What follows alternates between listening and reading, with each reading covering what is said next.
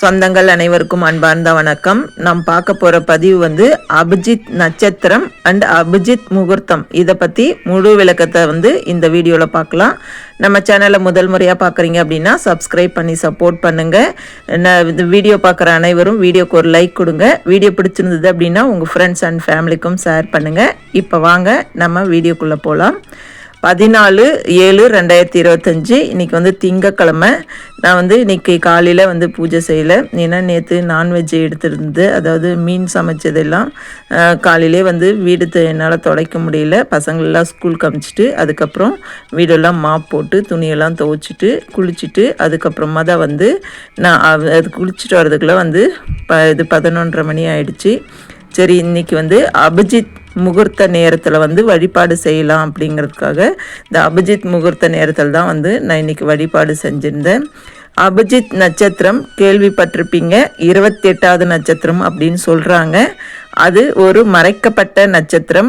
அது கலியுக, அதாவது முந்தைய காலத்தில் அந்த அபிஜித் நட்சத்திரம், அதாவது குருச்சத்திர போர் நடக்கும்போது அபிஜித் நட்சத்திரம் அப்படிங்கிறது இருந்தது. அந்த நேரத்தில் எது கேட்டாலும் நமக்கு உடனே நடக்கும், எந்த ஒரு வேண்டுதல் வச்சாலும் உடனே நடக்கும் அப்படிங்கிறது ஐதீகம். அதனால் கிருஷ்ண பரமாத்மா அந்த 28வது நட்சத்திரத்தை தன்னுடைய தலையில் இருக்கக்கூடிய மயில் இறைகளை மறைச்சி வச்சுக்கிட்டாரு அப்படிங்கிறது ஐதீகம் அப்படின்னு தான் சொல்கிறாங்க. ஆனால் இப்போ அந்த நட்சத்திரம் அப்படிங்கிறது திரும்ப வராது.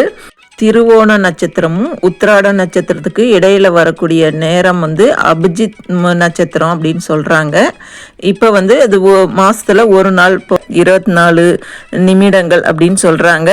அது உண்மையாக என்னன்னு தெரியல. ஆனால் அபிஜித் முகூர்த்தம் அப்படிங்கிறது கண்டிப்பாக இருக்குது.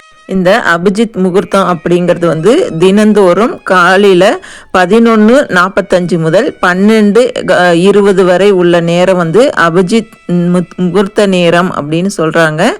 இது குருச்சத்திர போர் முடிஞ்சதுக்கப்புறமா கிருஷ்ண பரமாத்மா கிட்ட அந்த 28வது நட்சத்திரத்தை எல்லாரும் வைக்க மாதிரி கேட்கும்போது அவர் இல்லை, அது மறைக்கப்பட்டது தான், அதுக்கு பதிலாக இந்த நேரத்தில் தினந்தோறும் இந்த வரக்கூடிய இந்த 11:45 12:20 வரைக்கும் உள்ள நேரத்தை அபிஜித் முகூர்த்தம் அப்படின்னு சொல்லிட்டு கிருஷ்ணர் இந்த நேரத்தை பயன்படுத்தினீங்க அப்படின்னா நல்லது நடக்கும் அப்படின்றத பற்றி சொல்லியிருக்கிறாரு அப்படின்ற புராணங்கள் சொல்லுது. இந்த அபிஜித் முகூர்த்த நேரம் இந்த பிரம்ம முகூர்த்தம் போலவே மிகவும் சக்தி வாய்ந்தது.